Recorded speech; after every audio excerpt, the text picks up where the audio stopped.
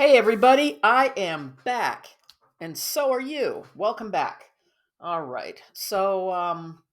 Yes, I have known about the wedding, quotes unquote, and I'm sure you've all witnessed the spectacle, at least have an inkling of what's going on. So I am going to try to tackle this because there's literally four parts to this. I see this as a four-part act if you're going to create a script out of this latest chapter here. This The best information on this wedding is been brought to you by Fabian of Santa Monica Close Up, who seemed to kind of move away from Daisy for a while.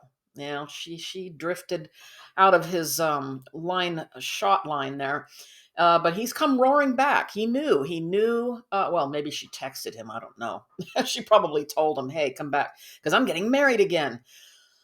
Okay, so there's four parts to this. I have decided I am not going to do like stepping through it, stopping, starting, and talking and stuff. There's just too much. And I'm going to tell you something, man. I've been following Daisy for about 2.5 years roughly, and you know, we kind of know what to expect at this point. It's not quite as crazy, I think, as it used to be for me. Um, in fact, I don't really think this whole thing here that just happened is pretty lame. Pretty lame. I think she ended up looking kind of stupid. I think it got away from her. Normally she seems to kind of hold some sort of control over it with as crazy as things are. She still seems to kind of be running the show. That's when this one took off, man. This one got away from her. I think she really looked kind of like a fool here. To say the least. Yeah, that's ridiculous. And I mean, here we go contemplating, what is the purpose of this? But anyway, all right. So this is what we're going to do. We're going to come on back here to what are the four parts? Well, the four parts are, you can find these if you want to watch them in their entirety. This is on the Santa Monica close up, and we start with, okay. There's one, and I'm going to be going through. Well, I don't know how many I could do tonight. I'm gonna split this up. One of them is we go into her dojo. Okay, we finally go in and we get a tour of her little studio apartment. She's really dressed it up. She's really snapped it up in there. And I have some observations. We're going to do that tonight about what is happening in there. And then the next one is we meet Lorenzo. Lorenzo, who is this guy? Where'd she find him? What is the point? Good old Lorenzo. What a lunk. Man, this guy's a lunk. Really uninteresting person that she drags into what are you doing, Daisy? Come on. We've got so many colorful characters out there on the beach. We got nut jobs, whack jobs, crazies, lunatics, freaks, people on drugs, people that act like they're on drugs, big personalities. And she finds this guy like probably the most boringest guy on the beach. Cross wasn't terribly interesting in this whole thing, but he doesn't seem like a bad guy. At least he's doing something. He's playing guitar. Although this guy's supposed to be a musician too. We're going to learn a little more about him in part two. Part three is contains some of the strangest footage I've ever seen of her yet, and that's really saying a lot. This is where they're getting prepared for the wedding. All right, so we got the good old enabler, Mary is out there, full on mermaid stuff, and then there's also a lady that joins in. Actually, that doesn't show. She doesn't show up. She's the pastoress, out on the beach marrying them. Um, where did this come from? I mean, I know I shouldn't be thinking too deeply about any of this because it's sort of like just watching a dream unfold in front of you. You don't have any control over it. And, what is this? Doesn't matter. Part four is the wedding. Oh, wait, I'm sorry. Oh, hold on. What am I talking about? We got the dojo tour, meet Lorenzo. Okay, yeah. No, there's five, I think. Um, Getting ready at the beach. Then we have the actual wedding. Then we have the post wedding review. Okay. So this thing, like, raised up like the ship. You smash the champagne bottle, and there you go, and then it sinks immediately. It was just, it was dumb. It was dumb. This was dumb. I mean, we almost believed that possibly that original Prince, the Perfect Prince wedding, and I watched a little of that again, 2.5 years ago when she was out on the beach and all those people were rolling around on the blanket or something, and he's dressed kind of in a suit, and she's wearing her little plunging, neckline kind of stuff, with the boobs sticking out of the sides. They're kind of frolicking and dancing around on the beach. That was the what we thought was the wedding. In fact, her mother and one of her sons was there in the background. That's how, the possibility that maybe this is real, which of course, this one was just stupid. Okay, so then this next section is her uh, discussing the downfall, which which was already happening actually, and then she anyway. Okay, we're gonna hit the dojo, folks. Here we go. All right, so I've got just a few screen grabs from the tour of her homeless shelter apartment, her little studio, which is she pays $56 a month. The rest of it is subsidized by the horrible capitalist yuppie foundations, trusts, corporations, private donors, all the people that she can't stand. Uh, have helped her out so that she can stay here. And I am kind of curious how long she's going to live here. I mean, I guess she could, I don't know, maybe you can stay forever. So, anyway, we go in and she's showing this is the kind of the entrance way here. And, this is what. This is what fascinates me because she's describing the flooring that's she's continuing to lay down flooring, and it's a remarkable amount of stuff that she's been able to accumulate here in a relatively short amount of time. It's a lot of stuff. For a homeless person, she's doing pretty darn good. I don't know that she has more than $200, I think, general relief every month to buy stuff. And I don't know, in every video, she's wearing a new outfit. Seems like she's always got some, new thing that she's wearing. And they're piled up here. Look at the piles. Look at that. And that to the left is like a closet. Those are like thousands of coats in there. Apartment is packed. I mean, I suppose I could say to her credit, she's really like accumulated a lot of things in a very short amount of time and nice stuff. It's not like she's got a, kind of a trashy. I'm not saying that homeless people are always trashy, but I guess on the streets they are. But I mean, she's really set up a place for herself, funded by everybody else because she won't work. So let's see what the next thing is. I'm kind of flipping through these. Okay, this is her barista station right here. All right, this is she's got this full outfit. She looks like a little restaurant or something. She's got a what did she say? 8 different kinds of coffee. She's got what looks like a Keurig style thing up there, or espresso machine. A foaming. There's 2 machines up there. One that does the espresso, I think. I'm not a coffee drinker, so. But then the other one she describes as like, I don't know, makes foam. I don't know what you do with that. Whether you pour the coffee in there and it foams it up or what. So she's got, and then she's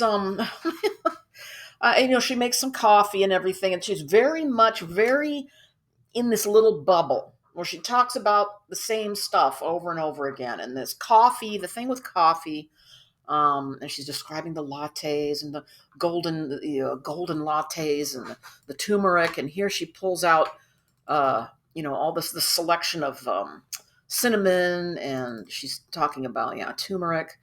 Her little cacao. See, this is just oh my god, such buzzwords. It's not chocolate. It's not powdered chocolate like it's always been. It's cacao because now it's mystical and really, it's so stupid. Anyway, but here it is. So this is funny to me because my God, I mean, people have been giving her so much stuff and buying her everything she needs, and that is her great talent, is accumulating things for free. It's never ending. She's got everything paid for, as we have notarized and itemized in the past. And I found this little setup here particularly interesting for that. So, but that's not the kicker, the real kicker here. She is obsessed, absolutely obsessed with hot yoga. We know that because we hear about it constantly. Hot yoga, it's been the center of fights with John, because he didn't take her, he took another woman, and boy, that caused problems. Coming from a woman who says she never gets jealous of other women. As she has to remind us all the time, it's not about jealousy. She loves it when her guys have lots of girlfriends. Here, this is funny. All right. This, again, see, okay, this is my comment. This is a bathtub. This is a bathtub. It's interesting. It's kind of an old fashioned kind of, I don't think it's a claw foot, but this is not your traditional, like just a shower stall. That is a cold plunge. I guess it keeps, okay, you put ice in there, ice bath. So the thing is you do the hot yoga, then you plunge into some people think it's healthful. Um, and I guess that's some sort of a rubber thing that you put over it to make sure it stays cold. Maybe your head comes out of there. I don't know what those slots are for. I don't think your hands can stick, maybe sideways. So the interesting thing here I want to point out, and there's one more thing I'm going to show you, and then we'll move on to part two, is there is nothing in this room. I mean, she set up like a day spa, basically, in the room, with other people have set up a day spa for her, I guess. Um, there's nothing in here that indicates that she is making any effort to either, go to school, learn a trade, nothing to indicate that she's started any kind of part-time work. I mean, she would argue that, what she does is her job. Being her is a job, and maybe perhaps it is. She did get, I think, at least two free $80 drop down technology leotard outfits. So everywhere she goes, people love giving her stuff. That is her great talent, I guess. All right, so let's get back to this. She's set up her bathroom with a cold plunge, and to top it off, this is the thing that really made me laugh. That this is what's happening. This is a ice maker, a 55-gallon an hour ice maker.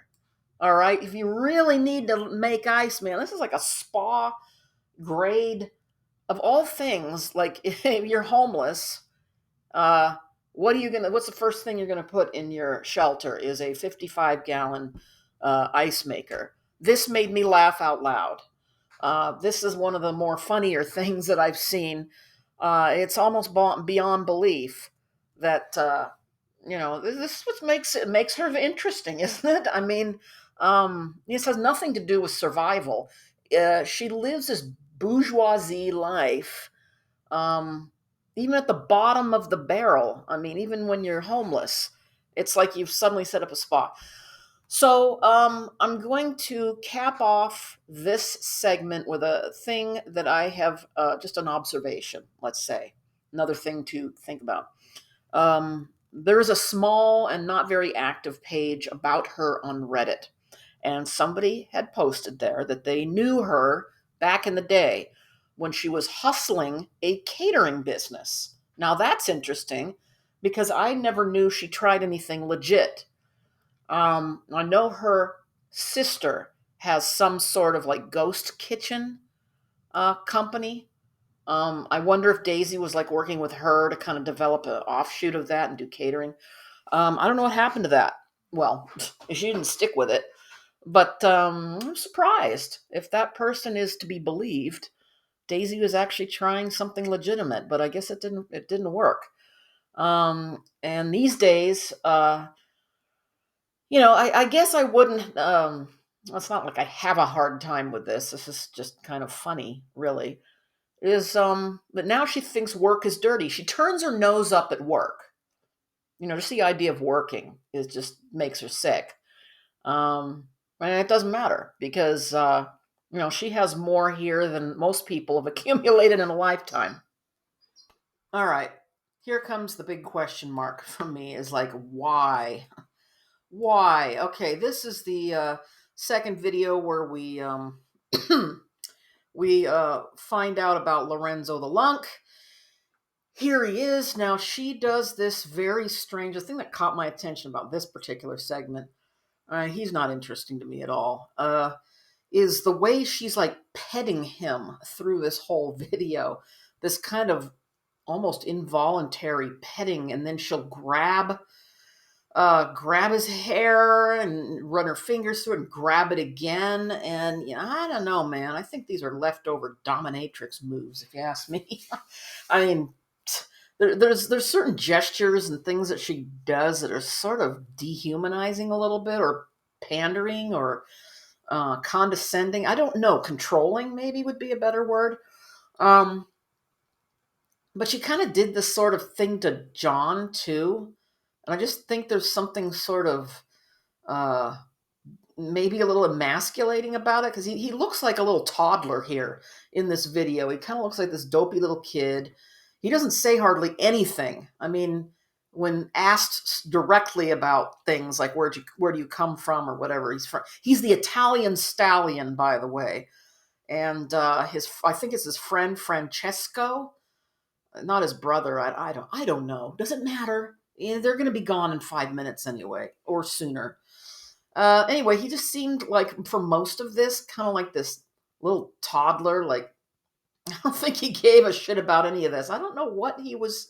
What was the point of this? Was it just to get him a green card? I mean, can you set up a ceremony like that at the beach? I mean, the pastor lady said, "Yeah, oh yeah, yeah, I'm an ordained minister. This is legit." But other people are saying, "Nah, it ain't that easy." I don't know. So there he is, and this is who she's chosen. I think this also kind of dovetails into her plan to go on fertility treatment. Well, she discusses that here, because why not? Let's throw that into the mix. She met this guy outside of a Starbucks, uh, known him for a month. And that's just plenty of time, to get to know somebody and decide that you want to, commit the rest of your life to them, even though you are uh, polygamous and you do not like monogamy. And well, she's okay with all of his. He apparently has a stable of women in Italy, and she's FaceTimed them and loves all of them, and he likes all of her boyfriends. So I mean, what a miracle. I guess you would want to hold on to a man like that if you found him. He has no job. He could. Why would he? uh he has no job. He plays harmonica. All right, so there's something. And I guess he's like moving around to different hostels and uh living in a van. And I think she kind of. This reminds me a little of Billy. Remember Billy, that crappy kid that was about a year ago, I think? She had him go into her tent and live in there with her. He was on the lam from the, I guess, the authorities. Yeah, Billy. He was scary. Um, it's almost like she adopts people like in a semi child, like they're kind of her pseudo children in a way. But she also wants to be impregnated. Can you keep up with this? And have multiples and have the tribe, most of which I think are either partially employed or unemployed. I guess help her raise the kid. I don't know. Don't ask me. I still haven't been able to figure it out. But there she is, petting, stroking his head like he's a little boy. But I think he's going to have the last laugh on her, because I think he's got her number. So we're going to move on to the next section. All right, so this next section is this contains some of the strangest stuff yet that I think I've seen, which is saying a lot. I guess the strangeness is only but a moment, but it definitely caught my eye. So what this is a it's a interview pre-wedding, and Daisy launches into a very long discussion, and no surprise there, about her wedding vows and what they mean. And so we have her talking here, and here's Mary shows up. Mary's extremely excited about the event. She's cracking out her mermaid get up. She's got some little, well, the wings aren't mermaid, but she's got a mermaid tail that I know shows up some point in the seashell that's going to be turned into a seashell chair, which is kind of cool. you got some creativity going on, and she's, bouncing there in front of the camera and wants to have her moment, and you can already you can tell Daisy just, get out of here. She gives her the bum's rush, so she can continue with her little secret talk here about what the vows, and it goes on for quite a while. So that's not particularly interesting. But the thing that I thought was pretty funny was towards the end, we've got Lorenzo here. All of a sudden, he's like pulling this little trike across the, it's like this weird. I mean, I'm sure it's something they were using in the, probably something Mary brought to use in the wedding ceremony. But it's just weird to see him walking across the background with his little kid's toy in tow. And that's something I want to point out here. We're going to move on to something else here. Now, here she is, and she often does these things where she will uh, grab onto the guy's face. I noticed she did this stuff with John, kind of a little bit. I don't know, it was a little bit strange. Kind of, I don't know if I want to say invasive, but a little bit odd. She strokes their beards and grabs her hair, and here she is. And I want to take a look at this. What does this possibly remind you of? We could go back over just over 2 years ago. And here she is proposing to, this was the perfect prince, aka Princie Poo. There was a lot of ugliness that ended up happening in this situation. Some of it kind of uncomfortable to watch. I mean, she was really, really mad there. Didn't take too long for her to really get upset with this guy. And she also screwed up the apartment situation. He was living in an apartment for 8 years, and she just, I don't know, she gets into confrontations with people, and he had to leave. So she messed that up. And she tried to do some, her own version of therapy, repair work, as it is known. And it was just a lot of her just being very upset. And she recorded some of these confrontations. In fact, one of the ugliest incidents I ever remember, one of the first that I remember seeing of her, was her really laying into him. They were in a convertible. I remember it was a convertible. And oh my goodness, this was one of my first introductions to her beyond the Santa Monica close-up hijinks on the beach where, she had her own stuff she was recording. It was really weird. But let's take a look at this. Here we are. Now, isn't this interesting? Let's take a look at these two pictures. Now, would you say that it looks like the same guy in both photos? Looks like the same guy. Looks like it could be Prince. With a little bit more of a beard and mustache there in the second picture, but they look so similar. The way she's standing is the same. Her gestures are the same. I don't know what this was all about, really. She said that she wanted to help him like other people have helped her. Like she saw him as some disadvantage, like he really needed some help. But as we're going to hear, things kind of went south real fast. Um, but she still was. She's still gonna push through. All right, you still with me? Are you still with me? You still hanging on? All right, here we go. Big wedding day. She's got a few people out there, hanging out. We got the chair set up, and there's Lorenzo and Francesco. I guess a friend from Italy. These guys appear to be just bumming around. I guess they came from Italy and they don't work and they need a place to stay. And what happens here is in this video segment, um, Daisy spends a great deal of time complaining about him before the wedding, right before the wedding ceremony. She had to kick him out of her place because all he does is smoke half and half cigarettes. And apparently he steals her stash, stealing from her stash, disrespecting her, making a mess, cigarette ashes all over the place, just being a slob. Um, Big, fat, boring nothing of a guy. Come on, Daisy. There's so many interesting people out there on the beach. Why'd you have to pick this boring lunk to marry? But he'll be out of the pictures, in 2 seconds. He'll be out, and there'll be somebody new.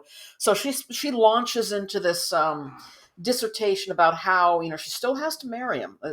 She's going through with it. She's going to tough it out and marry him. I'm not quite sure what this means. to her. I don't even know if this is for a green card necessarily. I don't. This is there's some questions here. I do have questions. So here we go. Here's some of the peanut gallery. They're hanging out there, they got nothing better to do, so let's watch the spectacle unfold. And there it goes. Mary's extremely excited about this. This is like a big deal. And we have Lily. Lily is the reverend. I don't know if she's ordained. She says that this was a real wedding. I don't know about that. Now Lily, I remember. Do you remember her? She had a brief appearance in last season, if I want to refer to last year as that.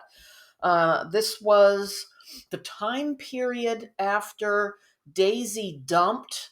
Well, she claims she didn't dump Prince. Prince dumped her.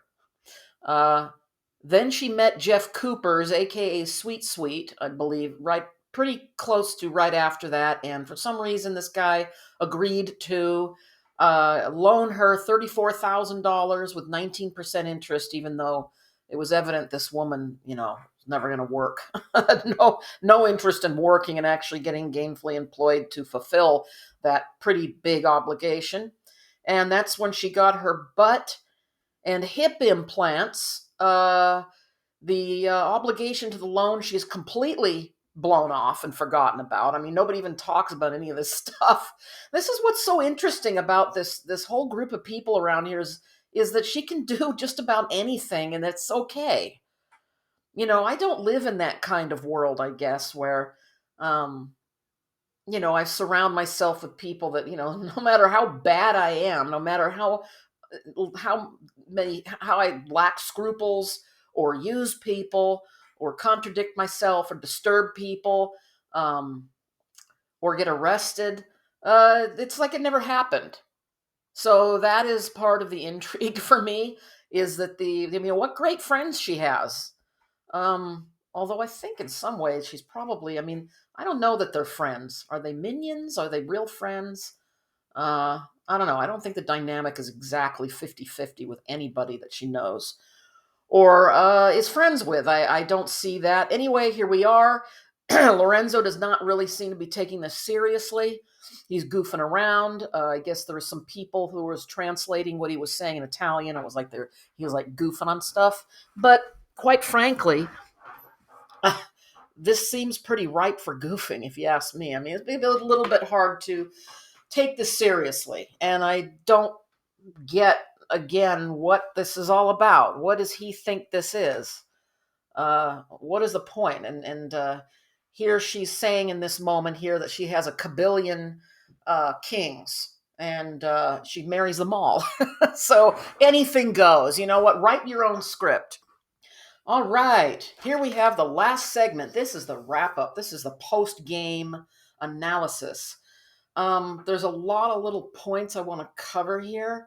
I might jump around a little bit, but I think I can pack it all in. So she launches here into almost an hour of talking about herself. You better settle back, get ready, sit down, shut up, because she got the microphone again. Don't say anything, just listen. So we have another, self-indulgent session of her reviewing what has happened here. Now she's known this guy for about a month, okay, and I know what's happening here is she feels she's gone through a lot of growth, okay, personal growth, and she's noticing that she is not reacting the same way she might have a year or so ago to somebody. That she draws the line if it's not working out, and she doesn't repeat, like behavior that might be over the top or whatever. And I think all of that's great. I like the fact that she is in housing. I do like that. And another thing I do like is the big issue here with this guy that she's known for a month is the smoking. Like this is all he does. I guess he doesn't do anything except sit around, smoke his half and half cigarettes. And I guess when she was gone, he took some of her stash to add to these cigarettes, and that was just forget it. So she did have him move out, and she's proud of herself for drawing the line and doing it in a professional way. So yeah, I guess that's okay. The thing that's interesting to me is, she just goes, this goes on and on and on and on. talking about something that I think within 2 or 3 minutes somebody else could encapsulate, but it's got to be stretched out into like this long, it's a therapy session for her. Um, she acts as if she's known this guy for 20 years, like they've been, like the problems are so heavy, man, so deep and so multi layered. And it's just a guy she met in front of Starbucks who has no job, who smokes all day and, gets buzzed on the cigarettes, I guess. And this is really just turned into like this heavy thing. I've also noticed that she complains about every guy that I mean, there's always going to be the complaint session. There's going to be like, she's got a nickname, a sort of semi cartoony name for everybody. Like everybody's kind of not quite 100% human. They've always got to have some nickname or goofy name, silly name. So, anyway, I am going to wrap this up with just a couple more thoughts as we ease out of the big event and on to the next adventure. Um, I've been trying to figure out whether the people surrounding her and entertaining her are enablers or whether they can see a bigger picture, uh, where they feel that this is what we got to go along with the program and kind of gently guide her, and the long game would be kind of eventually directing her away from these more extreme, unrealistic fantasy scenarios, into a more stable life. So I could look at somebody like Lily, let's say, and, my cynical self is like she's completely legitimizing these, unhealthy, ridiculous scenarios. Um, and applauding Daisy for, like, let's say, establishing boundaries with the cigarette smoke. But logically, when you think about it, it may not be a bad idea it may be the only way, let's say, to dig in and communicate with Daisy is to go along with this stuff and then kind of gently try to drop hints or compliment her when she makes decisions that are actually healthy and moving in a better direction.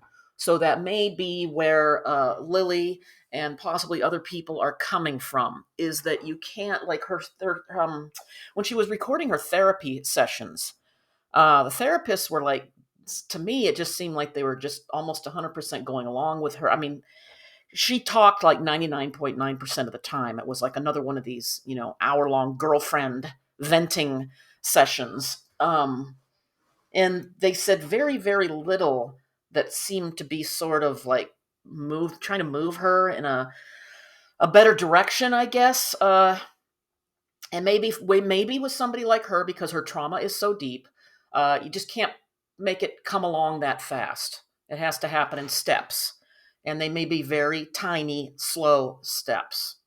So, all through these videos, she seemed pretty like not quite as hyper and explosive and out there. She seemed to maintain, fair kind of rationality and composure. I don't know whether that's sort of a new thing moving forward. I would certainly hope so, for her sake. But you know, the like I was also thinking about just the incredible amount of talking that she does, and that everything is, all about her. And do you want to hear about this? That's the way she says. Do you want to hear about why I did this? Do you want to hear about why? So we're always an audience member. And I'm thinking, okay, where did this come from? Let's really think about this. We can observe it and comment on it. Why would she be like this? Was she born narcissistic? I could say that could be some of it's genetic. Possibly, let's say, when she was experiencing the trauma, which I kind of do tend to believe what happened to her and how very wrong it was and how permanently damaging it was, is she never had a voice. Now, if her family members did not listen to her, did not take appropriate actions to protect her during that time, get her out of that situation, legitimize her pain, how wrong everything was, I can see how somebody could end up growing up not just having to have their voice heard nonstop because they never were, listened to. So it's like this tremendous amount of making up for lost time, but also using the one thing that got her attention and love. I mean, in a very warped way, was you know, being like sexual. And she's very, her the way she dresses and how she talks, how she treats people and everything. There's she's constantly testing people as well.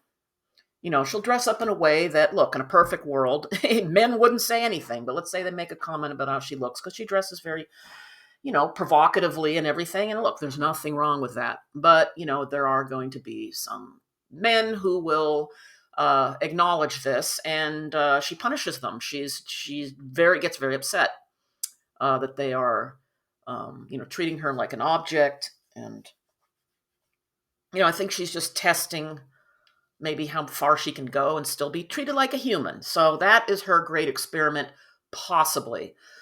Just trying to figure out the dynamics going on as we move forward. And it could be, like I said, that her friends sort of they know what's going on, but there may be no other way to offer her guidance unless you sort of go along with the program to an extent. Instead of going up to her and say, oh, then, I mean, if you can't go up to a psychotic person or a schizophrenic person and say, you're not seeing that, that man who keeps coming into the bedroom and telling you to, do bad things to people, and they completely believe it's real. Or somebody with dementia, actually, very similar situation, is you can never talk them out of it that way by just being direct, tell them that doesn't exist. No, you're not going to marry this superstar, blah, blah, blah. They're going to get angry. So there may be a more softer approach you have to take. So we're going to see what happens as the future rolls on. It's only November. You got a lot of time before the end of the year. So I don't know. I hope she doesn't follow through with this plan to get impregnated by this guy. He looks like a person we'll never see again, although I've been surprised before. This is really, yeah. I don't know whether she's doing this to get attention, making these kind of statements, or whether she wants to make up for not having her children. So let's make more kids, especially when you're homeless. I don't know. We'll find out. And once again, I thank you for watching and listening, and I'll talk to you soon. Bye.